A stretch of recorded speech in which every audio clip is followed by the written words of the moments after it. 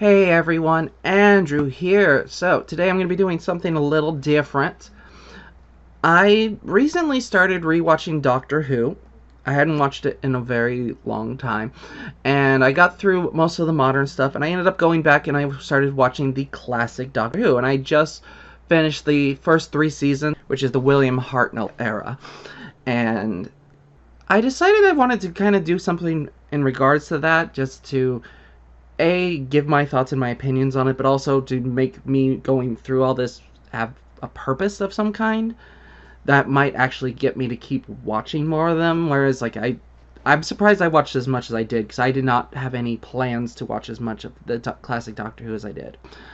And I considered doing a ranking list or a tier list, and I decided to do a tier list instead, because I get it, you go through it chronologically and give it the rankings overall, which is what I want to do. Is kind of because you kind of need to tell these in a little bit of an order, and also just to give it a bit more of a sit here and talk and discuss more than this is my official rankings, because this is all just based off of my first time watching it and my thoughts, and these could move at any point if I ever decide to go back to this era. And this is a good way for, like, if you've never seen Doctor Who, be like, okay, well, here they are in the order, and these are the ones that are worth your time, and these are the ones that aren't. So the tier list is broken up into 6 parts. This is going to be on top is must watch, then great, then good, then okay, then bad, and episodes that just leave you going, what the was that? I'm going to go a little bit over my own personal history with Doctor Who, because this is my first time ever going through classic Doctor Who. The first time I watched Doctor Who at all, I watched it when it was rebooted back in 2005 with Christopher Eccleston as the Doctor. I watched the first 2 seasons of it, the one season of Eccleston as the Doctor, and then the first season of David Tennant as the Doctor. And at the end of the second season, it ended, and I just kind of went, I'm done. I don't feel the need to watch any more of this. Not because I thought it was bad in any way, shape, or form. To me, it was very much just kind of a generic sci-fi show for the most part. And the one character that I liked from the first season was gone. When we lost Rose Tyler left, I kind of just didn't see the reason to continue on with David Tennant. I didn't even think it was a bad Doctor then. I definitely don't think that now. But he didn't have anything about him that made me go, this is someone I need to keep watching. I need to keep going with this series. So I stopped watching it for a very, very long time, and I missed out all the years where it was like, this Doctor Who is great, you have to watch it, you have to watch it. And I kept telling people, I tried. I watched the first 2 seasons, I didn't get into it. And people were like, no, you gotta go back, you gotta go back, you gotta watch the Matt Smith era, you gotta watch the. And eventually I found out that on BBC, it's like, oh, they're doing a new season with a new Doctor. They're bringing in Jodie Whittaker to be the first female Doctor. And I'm like, you know what? Everyone keeps telling me I should give this a shot. I'll go back and I'll watch the Jodie Whittaker stuff. That's fine. So I watched the 3 seasons with her as the Doctor. And my feelings with her as the Doctor is kind of the same feelings I had when I was watching it the first time, which is, this is fine. It's an okay sci-fi show, but it's not super compelling, and I don't really need to watch this as a franchise. So I stopped again. And then Disney Plus came out with their Doctor Who, and I'm like, okay, I kind of want to watch that. That kind of looks interesting. But I decided before I did that I would go and try and watch the stuff that I'd missed. So I went and I watched all of Matt Smith and Peter Capaldi before I went on to the new one. And it's like halfway through the Peter Capaldi areas that I really realized that I actually liked the series, and I really liked Doctor Who and what it was presenting and this, that, and the other.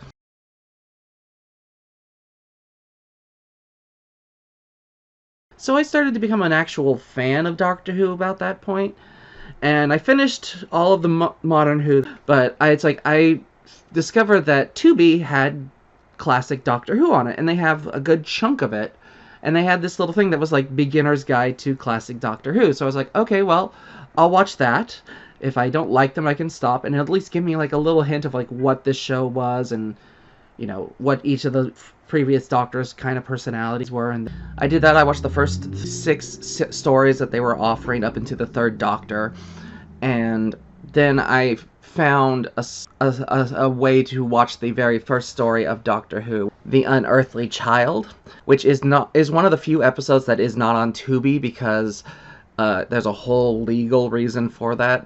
Yeah, I'll go a little bit over into that as we get through this, but it isn't. When you watch it on Tubi, it starts with the second one, which is the Daleks.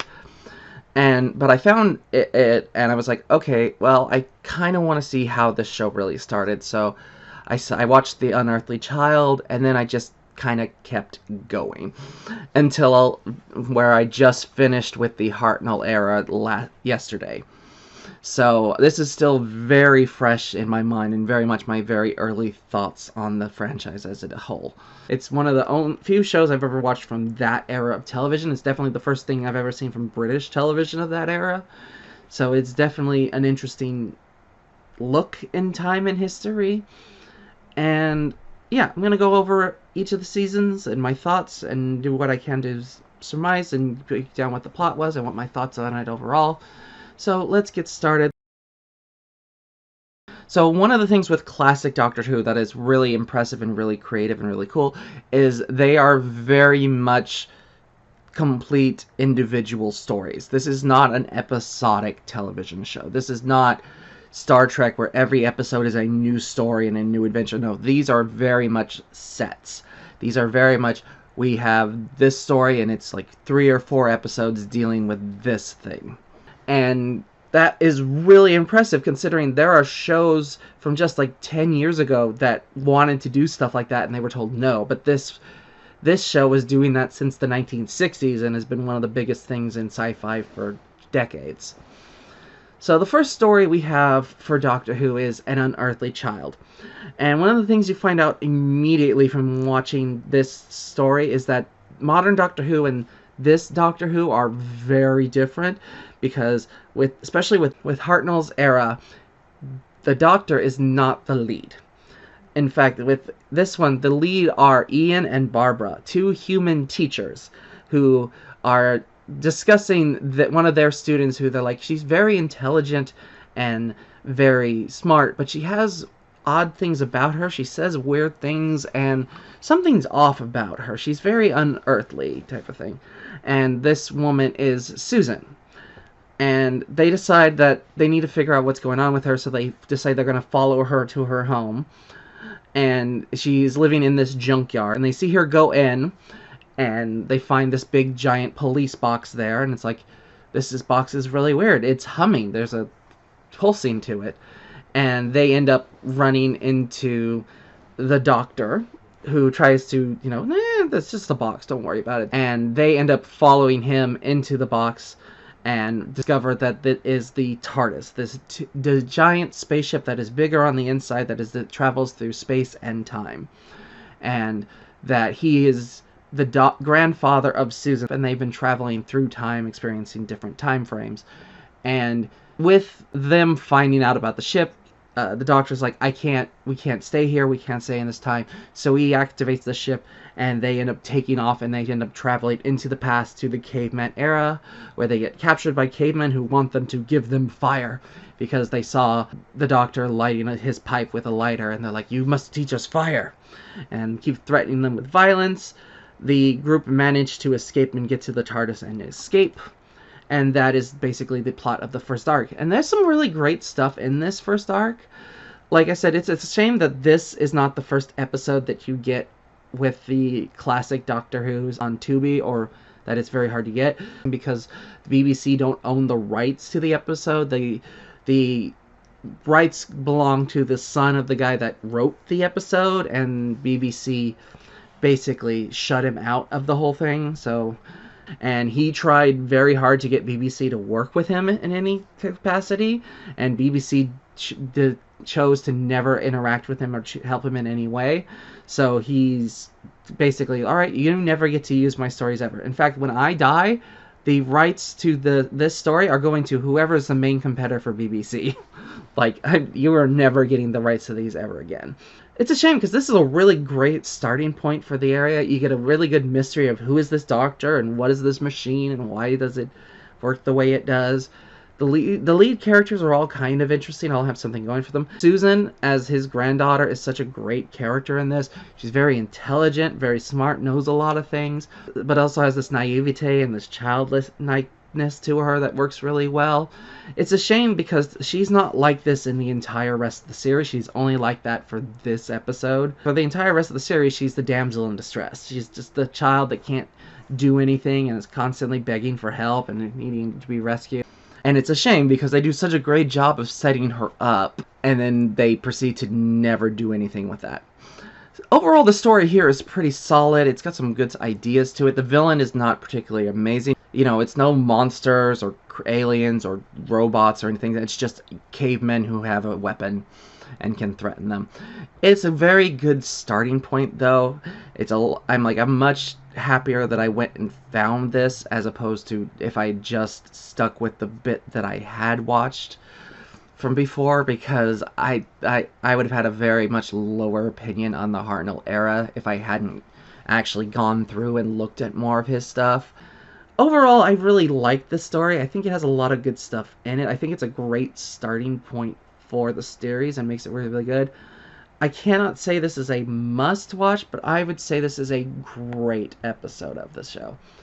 Up next is the Daleks, which is the first introduction of the Doctor's main nemesis of the Dalek. These creatures that have built themselves into these tank-like machines and have no feelings and no things. All they care about is taking over things and being the only race left in existence, and they will destroy anything that gets in their way or isn't Dalek.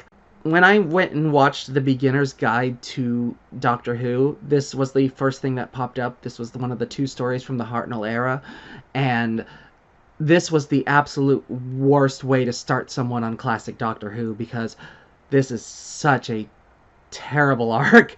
It is a 7-episode, 3-hour arc that has enough plot to fill 45 minutes at max.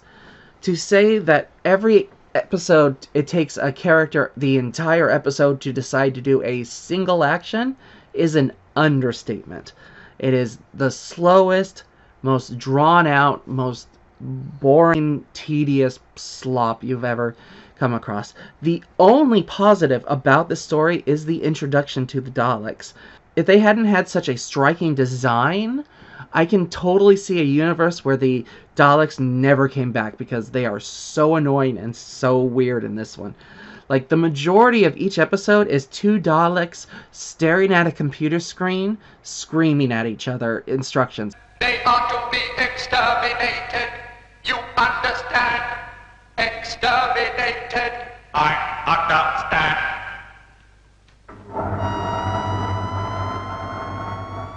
Because that is how the Daleks communicate. It's the exterminate and all that. Modern Doctor Who, they try to keep that on the down low. I can tell from what I've seen, classic Doctor Who loves scenes with Daleks just screaming at each other nonstop. Like, it gets so tedious and so annoying. And then they spent all this time figuring out how to defeat the Daleks, and it turns out like they have to be on a magnetic floor, and they end up disabling the dam so their floor doesn't have that magnetic thing that lets them move. So they just start shoving the Daleks around like they're hockey pucks. It's so demeaning to those characters. It just zaps any scariness out of them the second that happens. And the episode just drags on and on for eternity. It legitimately nearly stopped watching immediately because of how boring and dry and drawn out this episode was. So, while this isn't an important thing for Doctor Who, for being the first time we ever see the Daleks, this has to go into the what were they thinking category. Because all of the choices they made for this, with the exception of the Dalek design, was very stupid. I would say if you are a fan of Doctor Who or you are interested in watching classic Doctor Who, this is not one to skip. This is one to watch selectively. Watch the first 2-3 episodes max and then skip to the last episode. Don't watch the middle. It drags on for eternity. Up next is The Edge of Destruction, Basically, it's a bottle episode where they are stuck inside the TARDIS, and the doors are open, but they can't leave, and none of the devices are working well. They all wake up with amnesia and are not sure what's going on, and this whole layer of who's in charge and what's going on and who's manipulating who and why are things not working the way they are. It's very much a scary episode. It's psychological and it's thrills. It is thankfully only 2 episodes, which is so much better than the 7 episodes that the Daleks had to it.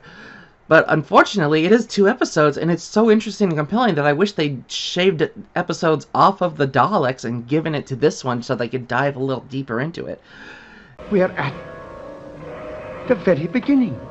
The new start of a solar system. A new birth of a sun and its planets. The concepts are really interesting. The ideas are really interesting. It's got a great tone to it. This is on the I would say is on the great side. Like, it has a lot of good stuff to it. Next is Marco Polo. Now, this is one of the lost episodes of Doctor Who.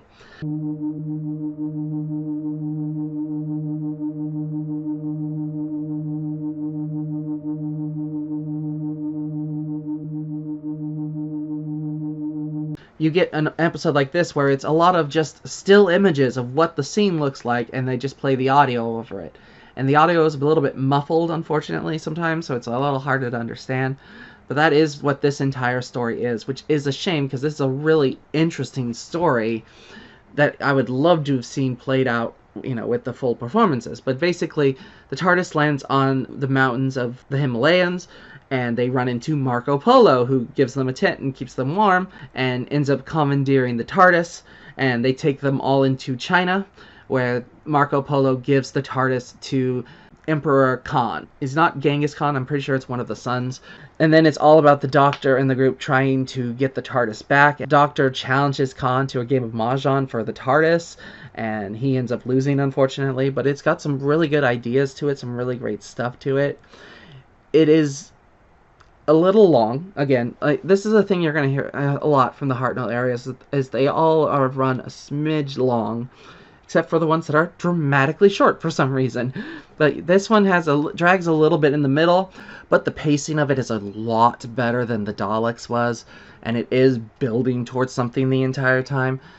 But it has really good ideas, really good interesting stuff. One of those ones where it's like it's going to get dinged because it is a lost episode, because it is just pictures, and there's stuff that is holding it back. I still think this is a very good episode. Like, it has stuff in it, and I could see if we ever found the footage for it, or they made a good animation for it, this could I could see this bumping up into great or must watch. But as it is now, it's very good. It has good ideas, but it is lacking in some qualities. Next is the Keys of Marinus, where the TARDIS has landed on this planet, and they find this sole survivor who's like, you need to help me, you need to gather the keys to save my world. And they're like, nope, we're going to get our TARDIS and leave. And he's like, well, I put a force field over the TARDIS. You can't leave until you get me the keys. So they end up traveling to different parts of this world, and you have to get through these situations to find the key. The first one is this mind-controlled cult that gives people what they want, but it's all lies. And then they end up on this mountain fighting this deranged trapper character and these ice knights who are protecting the key.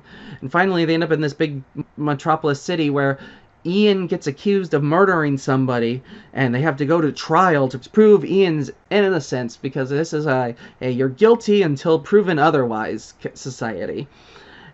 It's got some ambition, it's got some good ideas, it is just kind of not super well executed. It is really, for everything that it does, it's not super engaging or super interesting. It's got stuff in it that works, but it also just feels really kind of dry and kind of boring.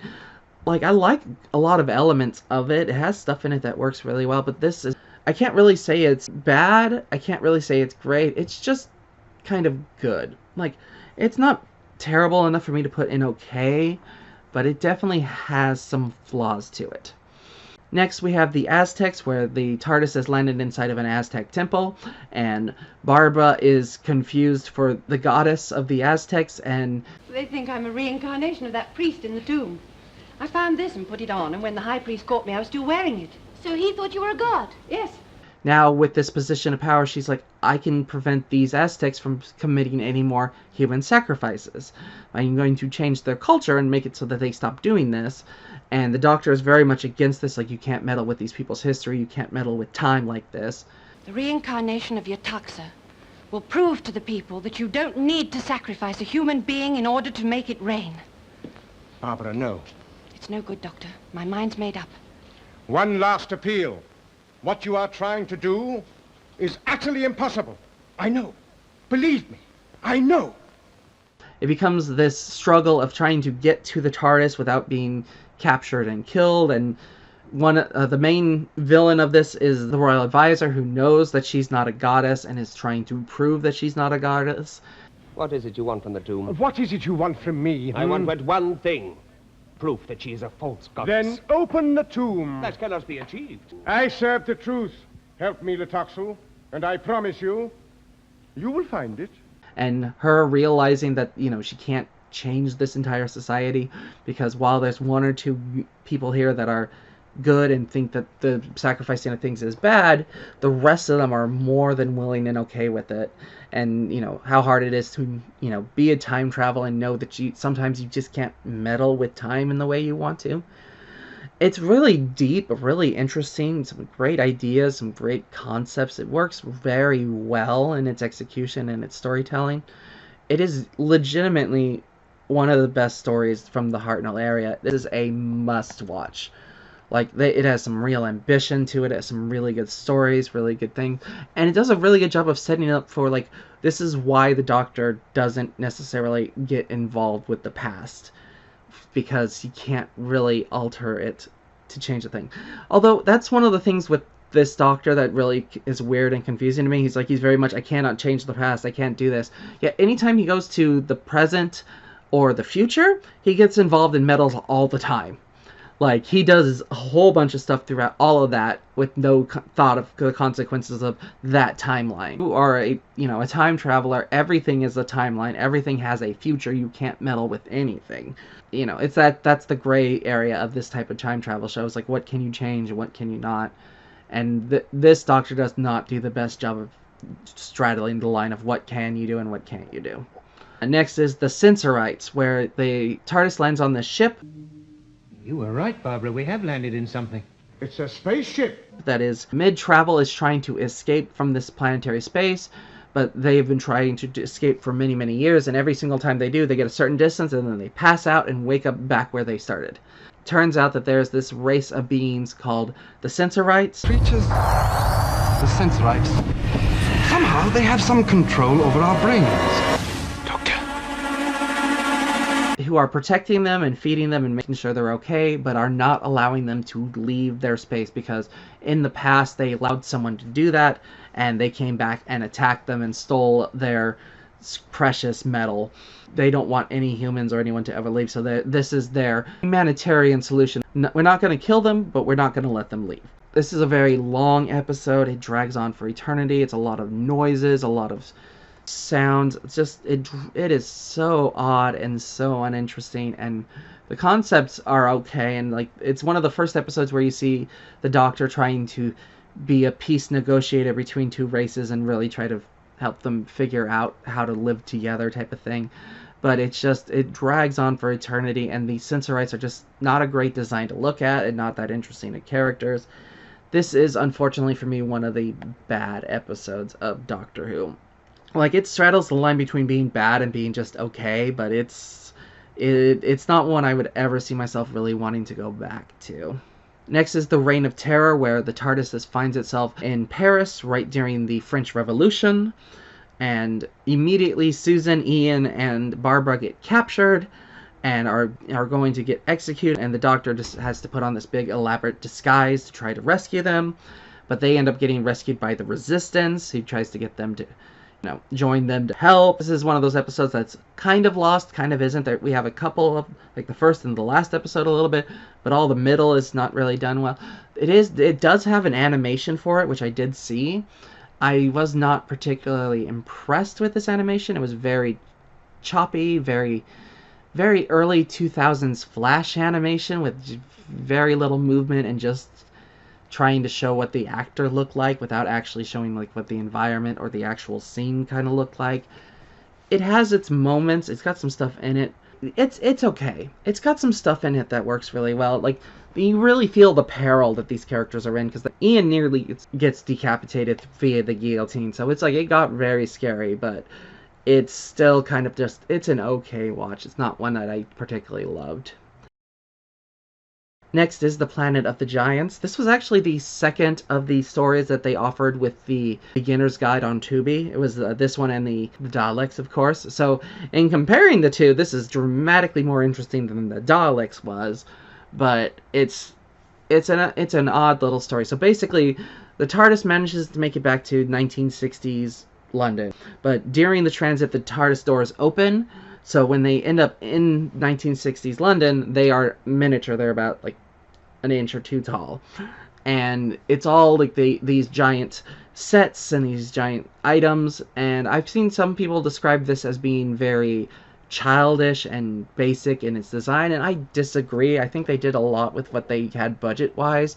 Like, you gotta remember, this was 1960s BBC sci-fi television. Like, they were making this on $20 and a dream. Like, so the fact that they were able to get anything that looks remotely like a giant object is pretty impressive. Like, it's got some interesting ideas. There's this guy that created a bug spray that'll kill bugs forever, and they have to stop that because it's super dangerous, but Barbara ends up inhaling some of the smoke, so they have to try to rescue her. It's got some good ideas, some good elements to it. But overall, it's just it's an okay episode. But it's not one where you're really missing anything if you skip it. Next is the Daleks' invasion of Earth. The TARDIS travels to the distant future of 2152, where humanity has been defeated and taken over by the Daleks, who have managed to fix their one flaw of their design from the Dalek episode, where they had to be on a magnetic floor, by putting this little discus in their back that allows them to travel on any surface. They have enslaved mankind, and the Doctor and Ian and Barbara and Susan end up joining with the Resistance to fight back and rescue the people from the Daleks. This is actually a much better introduction for the Daleks and the use of the Daleks. It's really well done. They get some really good story elements, some really good ideas to it. It is unfortunately hampered because there's a lot of parts of the episode where it's just showing a Dalek in a London setting just to establish it, and it's just like long scenes of that, and it's like, okay. This is also sadly the last episode with the Doctor's granddaughter Susan, as she falls in love with one of the humans of this time and chooses to stay with him, and the Doctor promises that someday he will come back for her, and it's been nearly 60 years and he has never gone back for her. And we've never seen any other version of her, because she is a Time Lord like he is, so she can regenerate like he can, but she has never appeared again, except in one of the specials where she literally is like, oh, my ankle broke, and she's out of the special for the entire special. So yeah, this one for me has a lot of really good elements to it. It drags a little too much in the middle, but it's a dramatic step up from the first Dalek episode.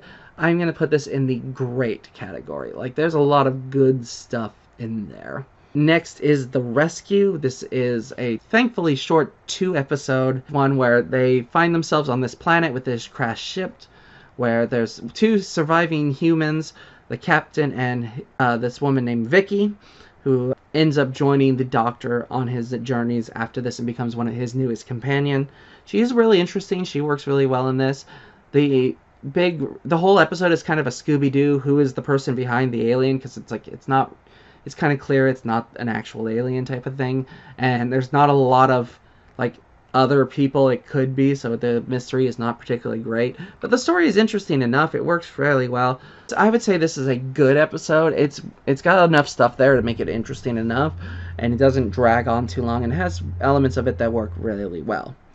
Next, we have The Romans, where the Doctor and this TARDIS has found himself in ancient Rome, where the Doctor has been confused with this famous harp player and is befriended by the Caesar of the time, the one running the whole city. He and Vicky are off doing that, and they think that Barbara and Ian are at the ship, but Barbara and Ian get captured and sold into slavery and becomes the servant for the wife of the Caesar. She basically spends the entire episodes running away from Caesar, who keeps trying to have sex with her.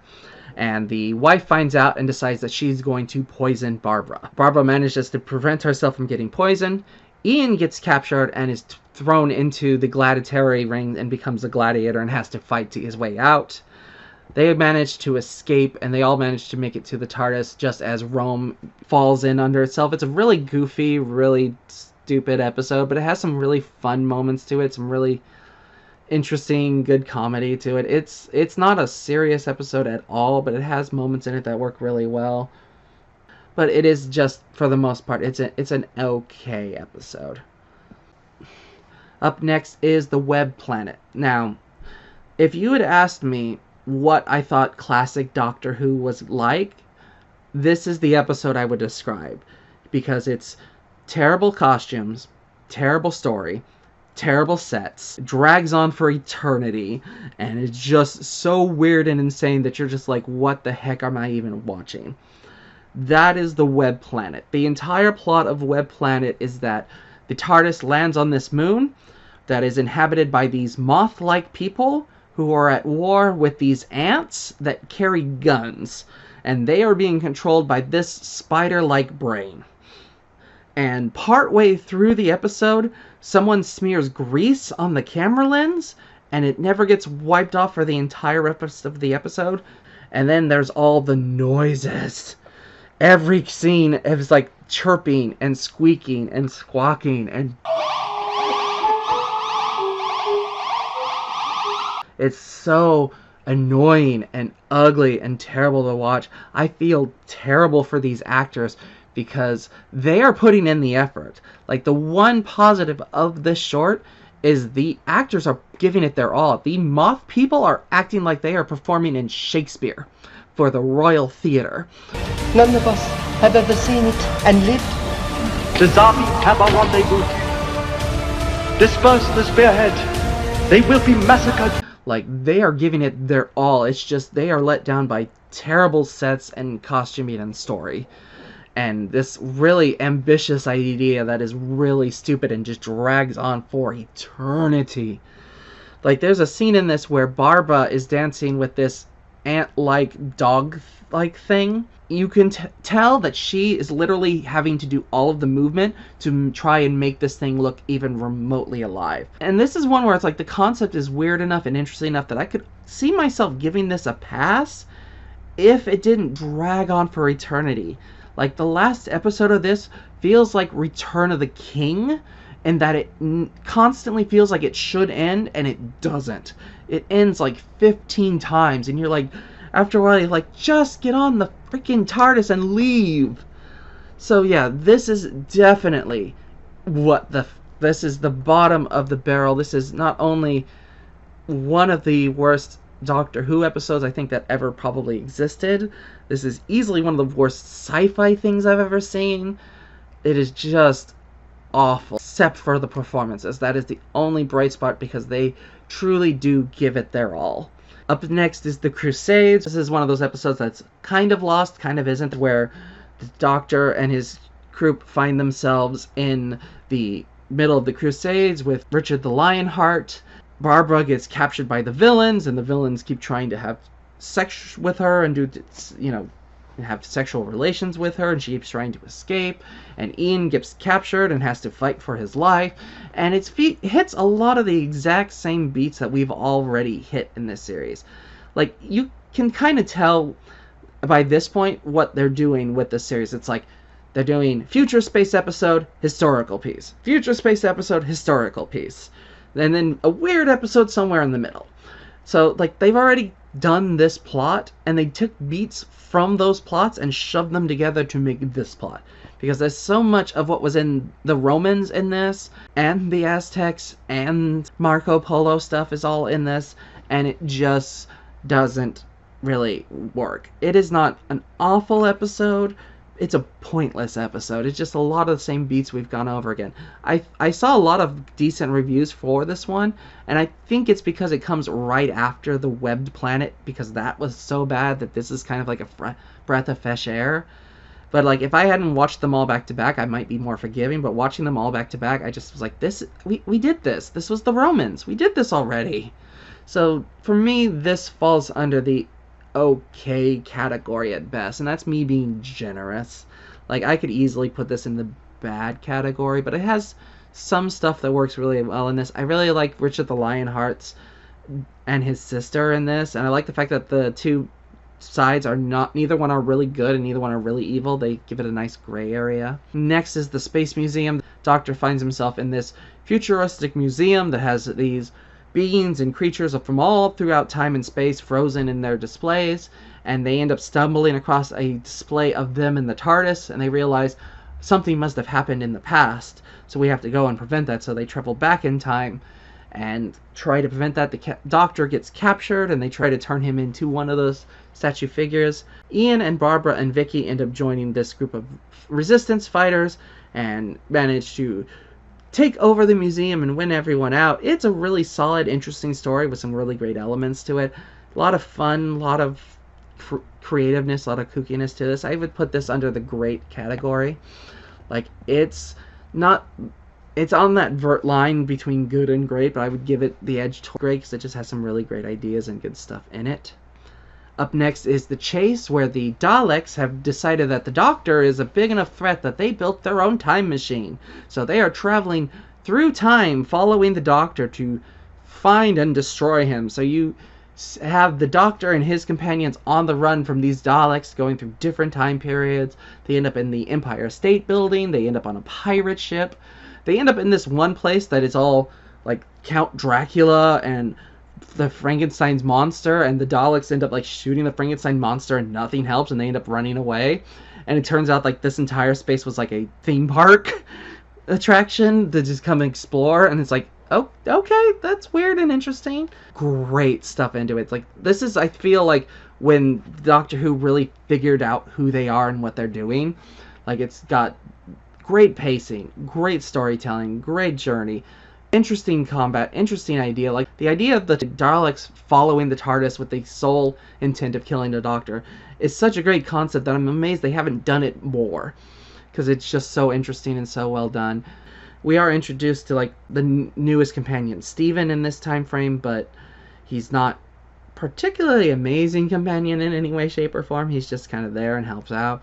This is also, sadly, the last episodes with Ian and Barbara, as they manage to take the Daleks spaceship and use it to get home.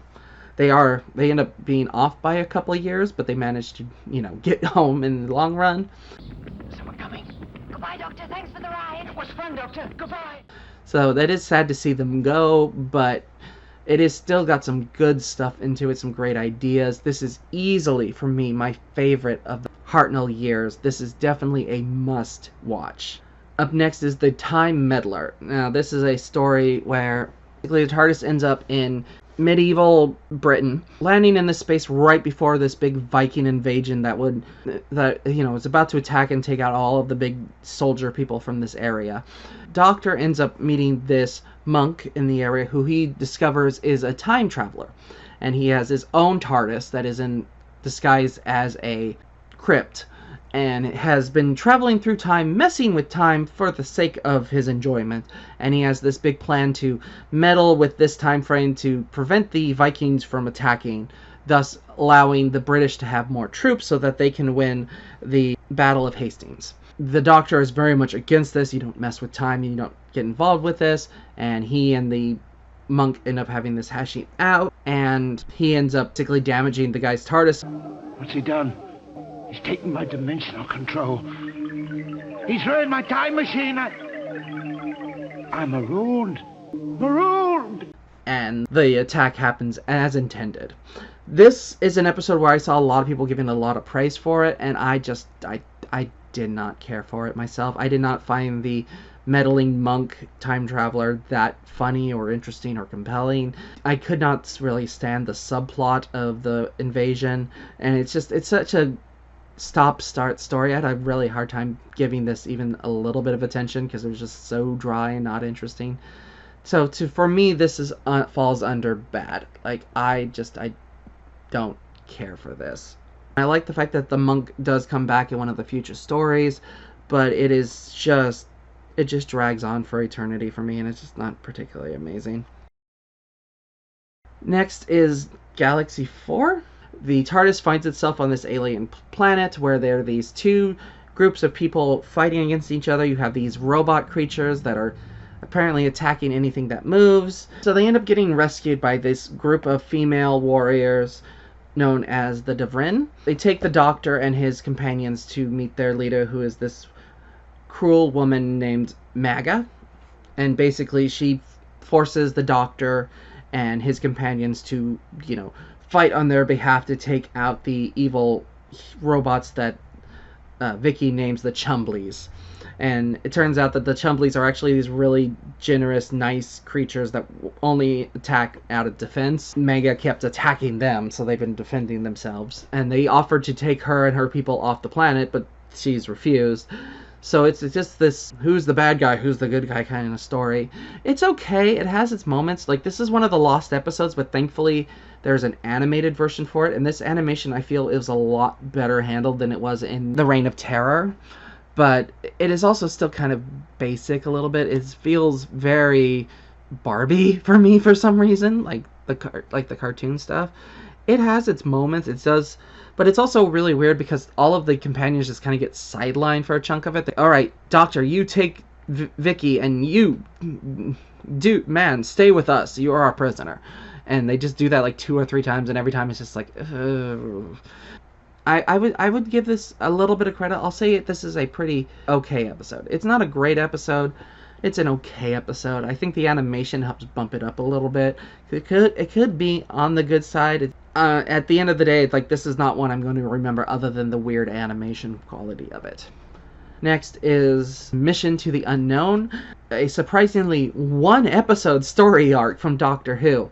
And it's an episode where the Doctor doesn't show up at any point. So this is literally just like a preamble that explains one of the later Doctor stories where the Daleks have gotten together with a bunch of different races to create this supergroup to take out the Doctor and their threats and to take over the universe with that. And this is all kind of a preamble for that. This is one of the very lost episodes. Thankfully, there was a university group that got together and made remade this episode. So I'm glad a version of this exists.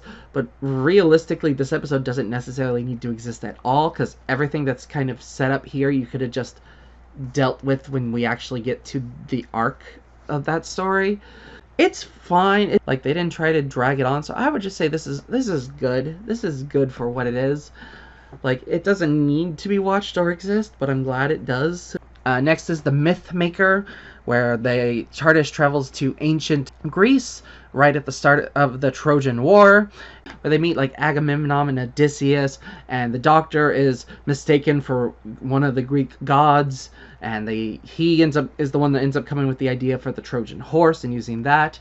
Vicky gets captured by the Trojans and basically takes on the Helen of Troy kind of role, and she ends up falling in love with one of the soldiers in the area, and she ends up at the end of this episode deciding to stay and leaves the TARDIS. It's kind of weird because it doesn't really make the most sense that she left the show this way.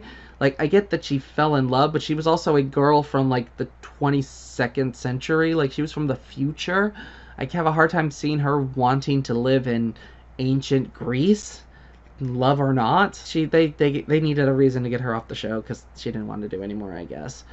This episode is not amazing to me. I know a lot of people that really liked it and saw some good reviews for it. I found it really tedious and really kind of boring, and again, it's just kind of a repeat of stuff we've already done, mistaking the Doctor for a god and all that and the other. So for me, this unfortunately falls under the bad category. It's on the line between bad and okay, but it just feels like a rehash of stuff that we already had. The Doctor does end up getting a new companion with this story. He ends up getting this woman named Katarina, who ends up worshiping him as a god, and he gets her to join with him, and they travel together for a total of 1 episode, because she's not going to survive very, very long. So up next, we have the Daleks' Master Plan. So this is a really ambitious, creative episode that is really, really, really long. It is a 12-episode arc about how the Daleks have gotten together with a bunch of different races and have this plan to destroy the Doctor.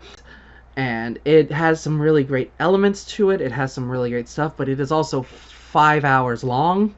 It drags a lot in the middle. It is also really heavy and has some really dark stuff to it. Like, the brand new companion, Katarina, dies very quickly. This woman tries to kidnap her, and Katarina opens the door during travel, so she gets sucked into space and dies.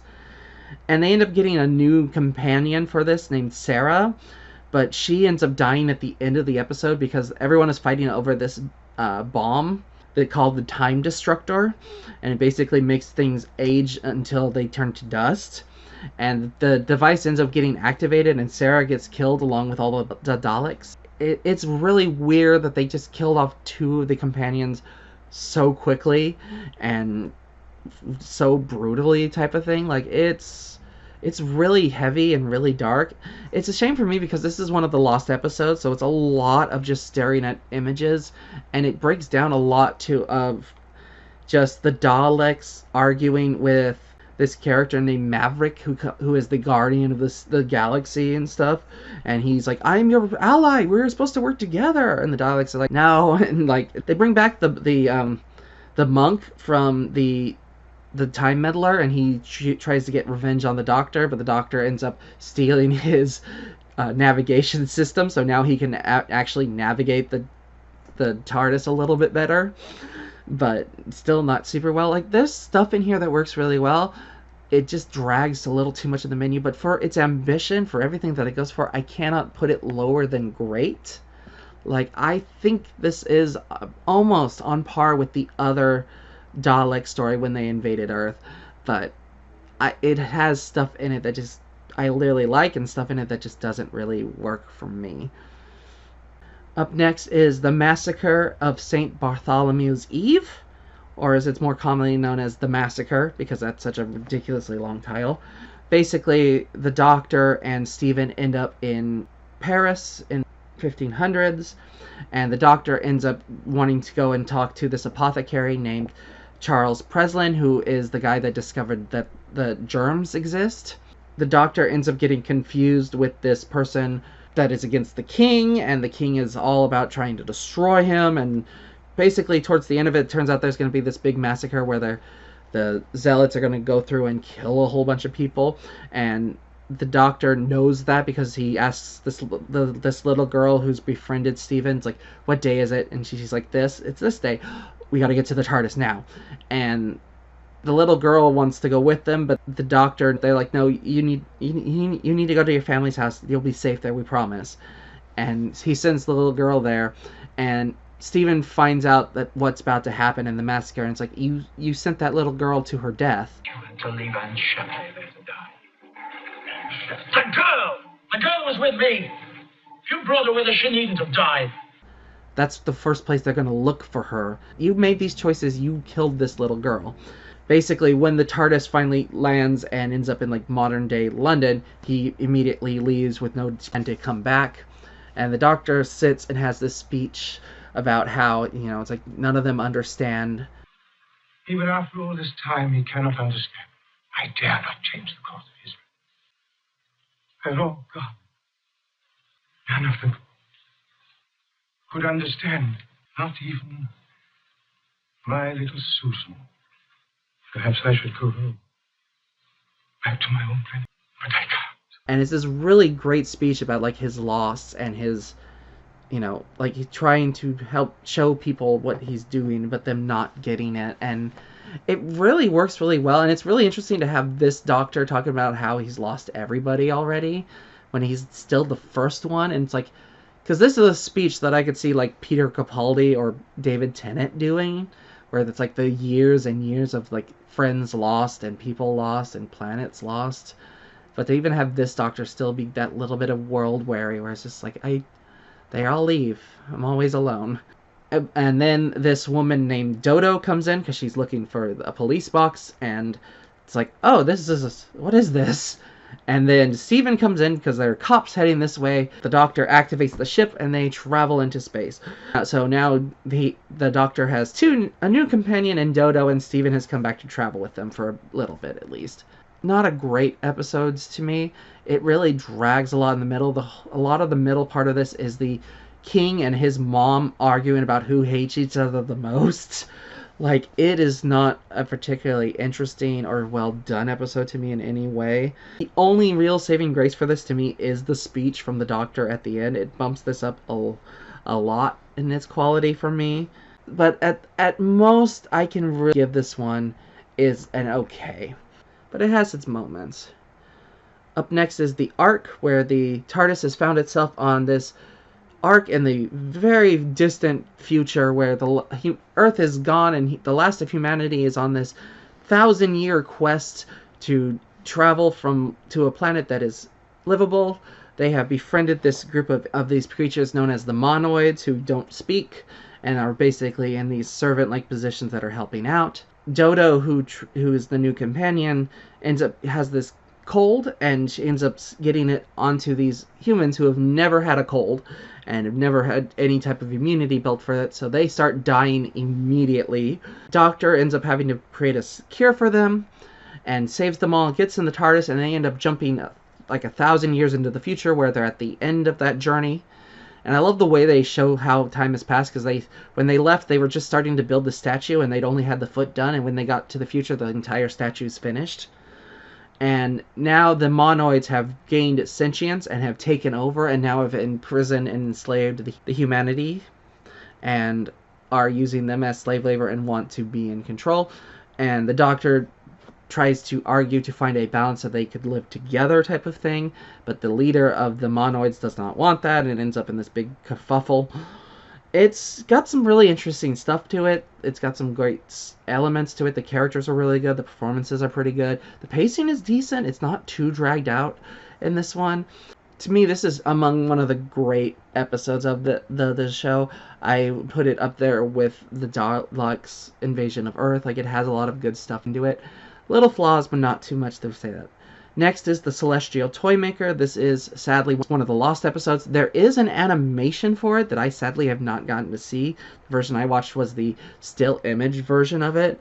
That said, this story was really good. I like this one a lot. So basically, the Doctor found himself in this dimension controlled by the Toymaker, who he had run into before, but managed to escape without having to play him in a game. But now the Doctor is stuck and has to win the game in order to save himself and to get out. And it becomes about Dodo and Steven having to complete other little games to meet the Doctor at the TARDIS before he finishes his game, and that's the only way that they can escape. Toymaker is constantly using tricks and traps to manipulate situations so that he can win. He's a really creative, interesting villain that works really well. One of those reviews I saw for this described the sets as being really childish and amateurish, and I'm like, it's designed to look like a kid's playroom. Like, that's what this Toymaker is the living embodiment of, like, child wanting to play type of thing. But I thought it worked really well. Like, even, this is one of the only ones where even with the still images, so much of the story works so well, and is so creative and so interesting, and it's just such an interesting villain. Like, this is one of the ones where the Doctor's barely in the story, and it's like, he's there, but he ends up going transparent, and so you just see his hand for a bit, and then he ends up saying stuff that the Toymaker doesn't like, so the Toymaker makes it so he can't even speak now. And the way the Doctor ends up getting out of this situation is a little ridiculous. Go from move 1023. Master switch!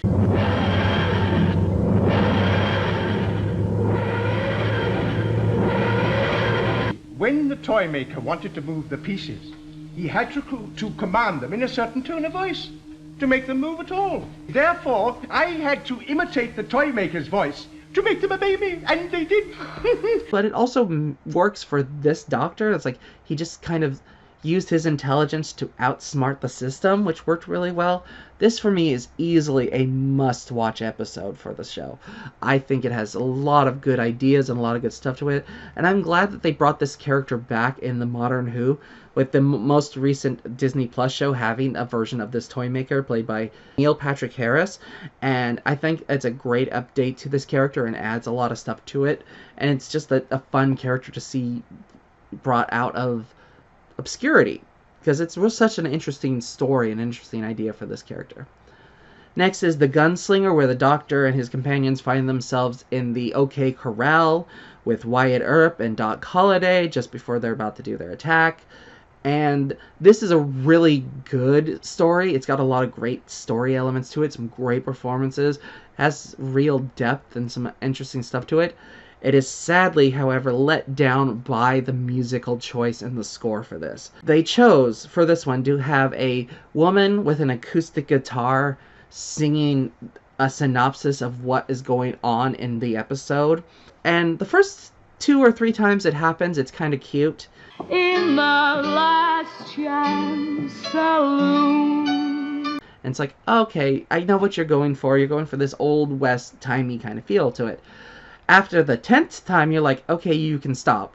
After the 20th time, you're like, where's the remote? After the 30th time, you're like, where's my gun? Johnny Ringo, it's curtains for Warren. He met Johnny Ringo, and he knew Johnny's name. I need to shoot the TV or myself. Like, because, geez Louise, she sings between every single scene transition. It is so annoying and so frustrating. Like, one of the problems with this classic Doctor Who is they really love to make noises for no reason, but this is like just singing for no reason, and it gets so annoying so quickly. I kept waiting for a Blazing Saddles like joke where one of the villains just shoots off screen and the camera just pans over and you just see a woman collapse onto her acoustic guitar dead. Like, I was waiting for that because it felt like it was a spoof because it was so ridiculously overused. That unfortunately drags what could have easily been a must-watch episode down into the good category. Could have been great. This could have been a must-watch, but it gets dragged down into just being very good. Because there's a lot of good stuff in there. You just have to get past all of the stupid singing. Next is The Savages, one of the lost episodes. There is an animation for it that I sadly have not gotten to see. Doctor finds himself on a planet that has found this peaceful-like situation. And it's like it's a utopia, only to find out that they are sacrificing these Neanderthal-like people that live in caves to give themselves immortal life. The Doctor doesn't like this, so they put him inside a machine that's going to make him more compliant. And Dodo and Steven manage to rescue him. And the main person who's hunting them down starts to have memories and visions and things about the Doctor. And it turns out that the Doctor had given him part of his memories, part of his conscience, part of his soul, to an extent. So now this guy who has a conscience and realizes what they're doing is bad, so they team up together to overthrow and take over the space. This is sadly the last episode with Steven as the companion, as he chooses to stay on this planet. It's not a big loss, honestly. He was okay of a companion, but he's not one that I will ever really remember as being anything, other than the one time he got mad at the Doctor. This episode overall is just pretty good, but it's one of those ones where you immediately know what the twist is the second you get into this planet. But it's pretty good. It's got some elements into it that work really well. Next is The War Machines, where the TARDIS has made it back to 1960s Britain. The Doctor immediately senses when he's outside, he senses alien technology, and he ends up finding it, and there's this big AI computer robot that is helping humanity evolve and get past into, more advanced technologies, but is secretly hypnotizing and controlling people and using them to build killer robots to help him take over the world. It's a really good concept that they will go back to the well of a couple times. I can already tell, like from one of the episodes I saw from a later series, it's like it's just this plot again. But it's an easy well to go to of the killer AI that wants to destroy humanity.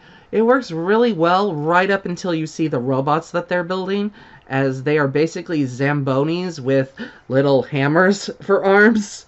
It's really ridiculous and kind of cheesy. Like, I feel like this was a story that should have been made more for, like, the Daleks or the Cybermen, but to have it be these robots, it just kind of makes it a little goofy.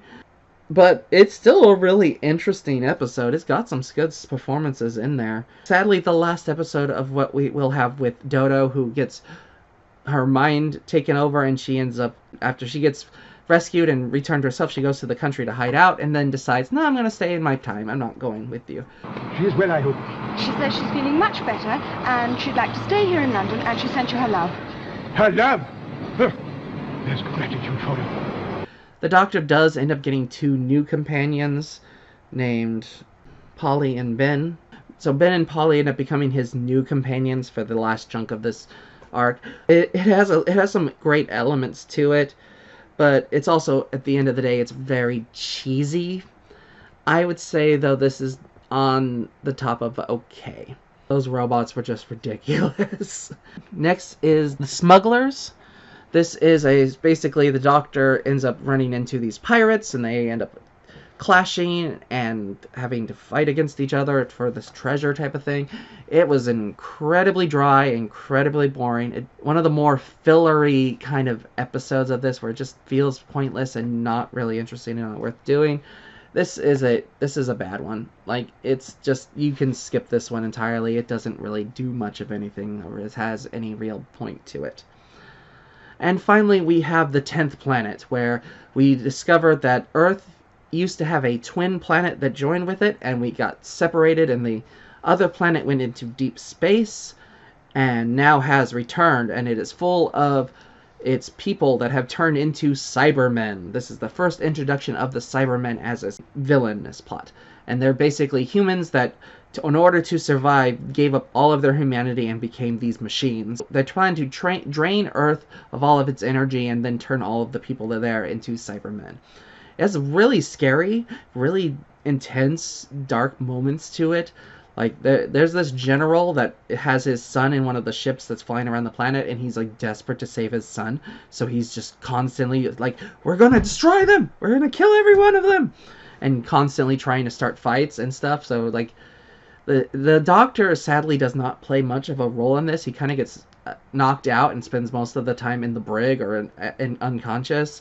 So it just doesn't get to do very much. It's all focused more on Polly and Ben getting to interacting with this. But it still does a really good job of setting up the Cybermen and giving them a really interesting backstory. The ending is a little too Deus Ex Machina for me, where it's like they manage to reverse the pull and ends up taking the energy from the other planet, and then when the Cybermen's planet is destroyed, all of the Cybermen just die immediately. And it's like, okay, that's a little convenient, but okay. This is sadly the last episode with Hartnell's Doctor. He goes into his TARDIS, passes away of old age, and is reborn into his second form. And this is his first regeneration, although they're not going to explain what that is very quickly, because I already started watching a little bit of the next Doctor's, and he doesn't even acknowledge that he's the Doctor for a good chunk of the story. So yeah, as far as a final story, a final arc for this, even if I took out the fact that this is the first episode with this regeneration, just as a first episode for the Cybermen, this is great. It does a good job of setting up who they are, what their motivation is, how dangerous they are, why they're a threat. They are creepy in their design. Like, even though it's clearly like a sock over their head and you can see their mouth and their eyes, somehow that makes it a smidge worse, because you could see the human underneath it that was there. The voice is creepy. It works very well. This is easily a must-watch. Like, this is for me up there as my number 2 of the must-watch. This is right up next to The Chase. Like, this is a have-to-see kind of story. So my thoughts for the Hartnell Era overall is it was a kind of a mixed bag. There were a couple really great episodes in there, and there were a couple of really, really, really bad episodes in there. I think the main problem with that is they didn't really know what to do with the Doctor and what his motivation was and what he wanted to do. And then the pacing just overall was all over the place. Like, there was definitely more than a few episodes that could have been trimmed down, and other episodes that could have been stretched out a little bit more. But it has some stuff in it that works really well. I'm not sure how I feel about the Hartnell's doctor in general. He has this grandfatherly quality to him, and you can see him go from a character that was very stern and didn't want to get involved and didn't want to emote to anyone to someone who's a bit more open and a bit more caring and more willing to try to help out. Yes, it all started out as a mild curiosity in the junkyard. Now it's turned out to be quite a great spirited adventure, don't you think? Yes. But he's still kind of a little all over the place for me, and part of that is because of the actor and his age. Like, he couldn't be the action lead. He couldn't be the one out there doing a lot of stuff. He had to be more of a background character, more of a character actor type of thing. I think overall I enjoyed the majority of this arcs. Like, there were definitely some that I'm like, I did not enjoy. But like the Dalek episode is just, it's so integral to Doctor Who, and it's also one of the worst things of Doctor Who. The majority of it is not worth your time. And then the Web Planet, like, why was that not one of the episodes that got lost to time? Like, really? We had to lose the toy maker, but you kept stupid Moth Planet one? Like, but it's so 60s charming. Like, it's so cheesy and so charming that it's, honestly, it's worth a look once. Like, I would definitely skip around some of the episodes. Like, it's not one you need to see all of the episodes of, but it has some stuff to it that works really well. And that's my thought on the Hartnell Era. What do you all think? Does there stuff about this you like? Do you agree with this list? Do you disagree with this list? Are there episodes that you thought were better than I did, and vice versa? Is this something you're interested in? Would you like me to see do more tier lists like this? Would you like me to continue to do this with the other Doctors as I go through them? I probably will do that anyway, just to, give me a purpose for watching this other than just my own desire to, for some reason. Or do you want to see me talk somewhat about like modern Doctor Who, or my thoughts on the current Doctors, or ranking them, or tier listing them, or anything of that nature? Let me know your thoughts in the comments below. Happy watching, happy reading. I'll see you all next time. Bye. In the last chance saloon.